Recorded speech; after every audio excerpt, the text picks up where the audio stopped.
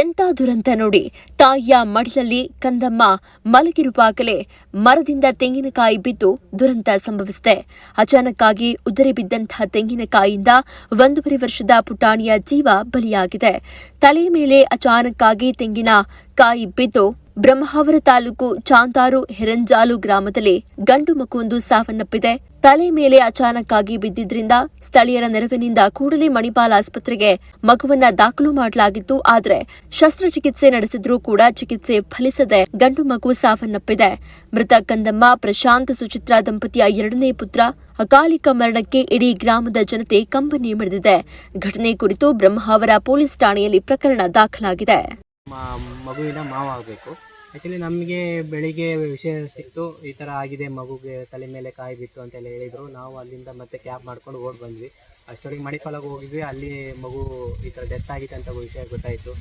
ಆಮೇಲೆ ಇಲ್ಲಿ ಆವತ್ತು ನೈಟು ನಮಗೆ ಮಗುನ ತೊಗೊಂಬರೋಕ್ಕಾಗಲ್ಲ. ಯಾಕಂದರೆ ನಮಗೆ ಮೈನಾಗಿ ನಮ್ಮ ಮನೆಗೆ ರೋಡ್ ಇಲ್ಲ. ಆ್ಯಕ್ಚುಲಿ ನಾವು ಬರಬೇಕಂದ್ರೆ ರೈಲ್ವೆ ಗೇಟ್ ಪಾಸ್ ಮಾಡಿಕೊಂಡು ನಮ್ಮ ಮನೆಗೆ ಬರಬೇಕಂದ್ರೆ ಮಿನಿಮಮ್ 1 ಕಿಲೋಮೀಟರ್ ಹತ್ರ ಆಗುತ್ತೆ. ನೈಟ್ ಹೊತ್ತು ನಮಗೆ ರೋಡ್ ಇಲ್ಲ, ಹಂಚಿಕಟ್ಟಿರೋದು. ಅದು ನೈಟ್ ನಮಗೇನು ವ್ಯವಸ್ಥೆ ಸರಿ ಇಲ್ಲ ಅಂತ ಹೇಳ್ಬಿಟ್ಟು ನಾವೇನು ಮಾಡಿದ್ವಿ, ಮಗುನ ಅಲ್ಲೇ ವಾಶ್ರೂಮಲ್ಲಿ ಇಟ್ಬಿಟ್ಟಿದ್ವಿ ಮಣಿಪಾಲದಲ್ಲಿ. ಬೆಳಿಗ್ಗೆ ನಾವು ತಗೊಂಡ್ಬಂದ್ವಿ.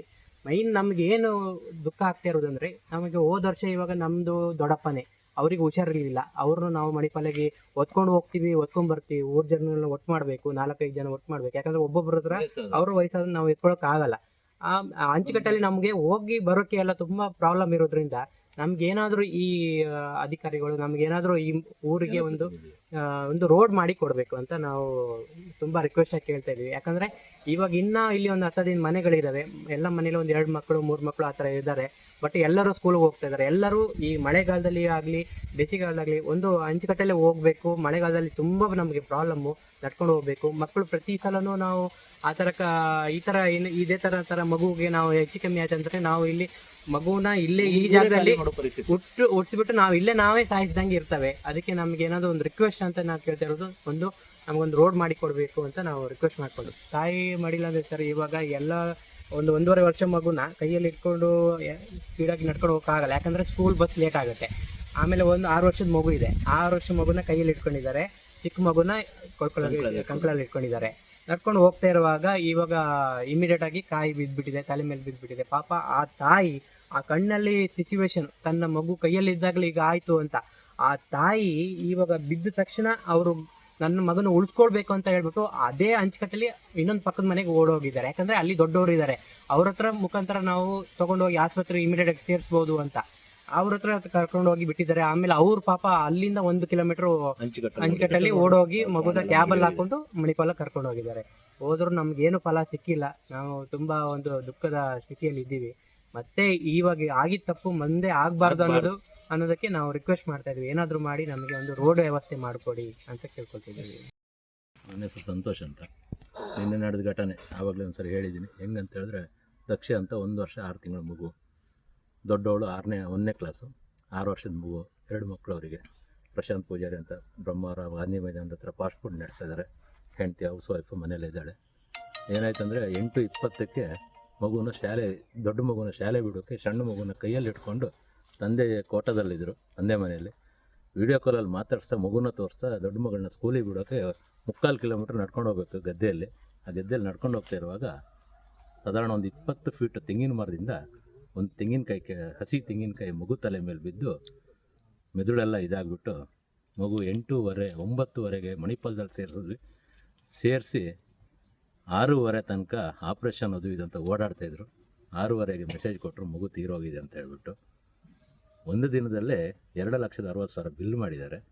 ಆ ಬಿಲ್ಲು 1 ಲಕ್ಷ ಸುರಕ್ಷೆಯಲ್ಲಿ ಕಟ್ಟಿ, ನಮಗೆ ಬಿಲ್ಲಿನ ಮುಖ್ಯ ಅಲ್ಲ, ಹೇಗಾದರೂ ಮಗುನ ಉಳಿಸಿ ಕೊಡಿ ಅಂತ ನಾವು ರಿಕ್ವೆಸ್ಟ್ ಮಾಡಿಕೊಂಡು ಮಗು ಉಳಿಸೋಕ್ಕೂ ಆಗಿಲ್ಲ. 6:30ಗೆ ಮಗು ಸುತ್ತೋಗಿದೆ. 6:30ಗೆ ಮಗು ಸುತ್ತೋದ್ಮೇಲೆ ಮಾರನೇ ದಿವಸ ರಾತ್ರಿ ಏನು ಮಗು ಮಗು ಹೋಗಿದೆ, ಚಂದ್ರದಲ್ಲಿ ಕಾರ್ಯ ಆದರೂ ಮಾಡೋಣ ಅಂತ ಹೇಳ್ಬಿಟ್ಟು ಮಧ್ಯಾಹ್ನ ರಾತ್ರಿ ಅಲ್ಲೇ ಮಗುನ ಮಾರ್ಚರಲ್ಲಿ ಇಟ್ಬಿಟ್ಟು ಬೆಳಿಗ್ಗೆ ಪೊಲೀಸ್ ಇದೆಲ್ಲ ಕಂಪ್ಲೀಟ್ ಮಾಡಿ ಬೆಳಿಗ್ಗೆ 11:30ಕ್ಕೆ ತಂದು ಮನೆ ಹಿಂದ್ಗಡೆನೇ ಅದರದ್ದು ಕಾರ್ಯ ಎಲ್ಲ ಮಾಡಿದ್ದೀವಿ.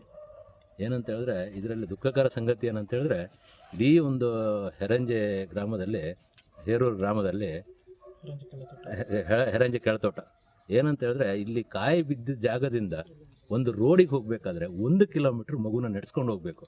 ಅಂಥ ಟೈಮಲ್ಲಿ ಆ ಮಗು ಬಿದ್ದ ತಕ್ಷಣ ಪಕ್ಕದಲ್ಲೇ ಒಬ್ಬರು ಅವ್ರ ಅಣ್ಣ ಆದವರು, ಆ ಹುಡುಗಿ ಮಗುನ ತಾಯಿ ಅಣ್ಣ ಆದವರು ಒಬ್ರು ಇಲ್ಲೇ ಇದ್ದರು. ಅವರು ಎತ್ಕೊಂಡು ಓಡಿದ್ರು, ನಂಚಿಕಟ್ಟಲ್ಲಿ ಓಡಿದ್ರು. ಇಲ್ಲೇ ಪಕ್ಕದಲ್ಲಿ ರೋಡ್ ಗೇಟ್ ಇದ್ದಿದ್ರೆ ಮನೆಯಲ್ಲಿ ಅವ್ರದ್ದೇ ವೆಹಿಕಲ್ ಇತ್ತು. ವೆಹಿಕಲ್ ಅಂತ ಹೇಳಿದ್ರೆ ಅವರೊಂದು ಟೂರಿಸ್ಟ್ ವೆಹಿಕಲ್ ಓಡಿಸ್ತಾ ಇದ್ದಾರೆ, ಅದ್ರದ್ದು ಜೀವನ ಅವ್ರದ್ದು. ಆ ಟೂರಿಸ್ಟ್ ವೆಹಿಕಲ್ ಅವ್ರದ್ದೇ ಇರೋದ್ರಿಂದ ಅವರು ಆರಾಮಾಗಿ ಆ ಮಗುನ ಪ್ರಾಣ ಉಳಿಸ್ಬೋದಿತ್ತು. ಅಂಥ ಸಂದರ್ಭದಲ್ಲಿ ಇವರು ಮಗುನ ಎತ್ಕೊಂಡು ಅಂಚಿಕಟ್ಟಲ್ಲಿ ಓಡಿದ್ರು. ಗಾಡಿ ಬರೋಕ್ಕಾಗಲ್ಲ, ರೋಡೇ ಇಲ್ಲ ಅಲ್ಲಿ. ಸಾಧಾರಣ ಒಂದು 10-15 ಗದ್ದೆ ಇದೆ. ಆ ಗದ್ದೆಯಲ್ಲಿ ಅಂಚಿಕಟ್ಟಲ್ಲಿ ಓಡುವಾಗ ಏನಾಯಿತು, ಅವ್ರದ್ದು ಕಾಲು ಮಾಡಿ ಬಿದ್ದುಬಿಟ್ರು ಅವರು.